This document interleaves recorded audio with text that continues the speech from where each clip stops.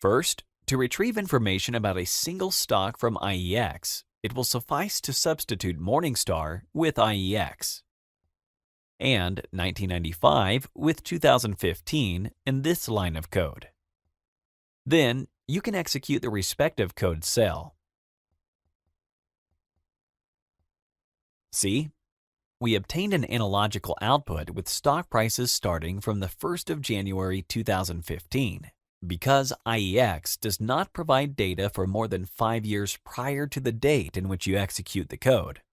Now, let's explore how one can extract a multiple stock list from IEX. To begin, we will have to create a list with the ticker symbols of the companies I just mentioned.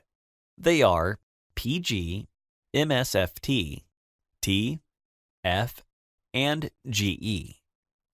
Do you remember how we created dictionary by typing its name and assigning it to an empty value within braces, and then filling it with key value pairs? The logic of what we will do here is similar. I will create a new data frame object from pandas, and we'll call it new data. How will I fill it in with information? Row by row for the past 22 years? No.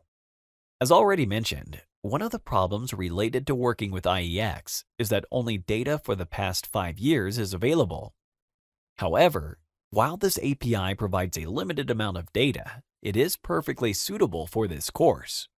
Therefore, we can still use it for this exercise.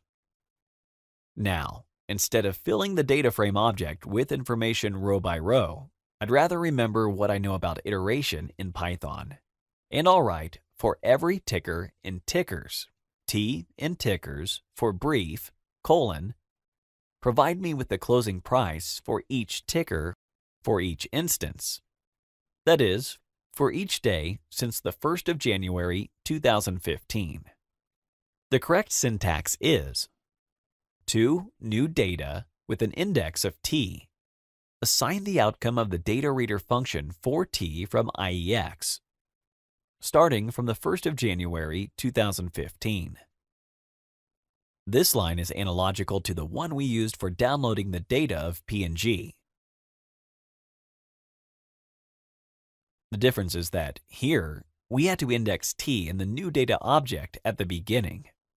And, importantly, since we are interested solely in the closing price column at the end of the line, we should indicate in brackets the exact column name. Remember that this API uses only small letters for writing its column names, so we must type close in lowercase letters only. Okay. Good.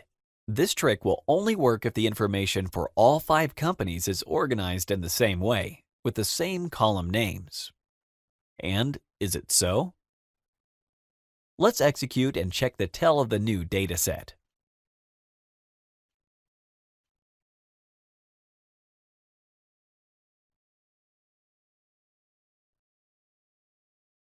Looks good, right?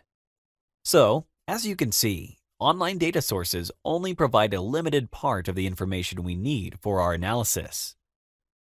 In addition, in the notebook files attached to these videos, we will also explain how you could use another API, AlphaVantage. However, this one is not the easiest option from a programmatic point of view. The benefit, though, is that it contains a large amount of data, which is rather rich. Therefore, if you are interested in feeling prepared enough about coding with Python, or you are up for a challenge, please do check these notebook files. Alternatively, stick to the CSV files that we will show you how to use in the next few videos.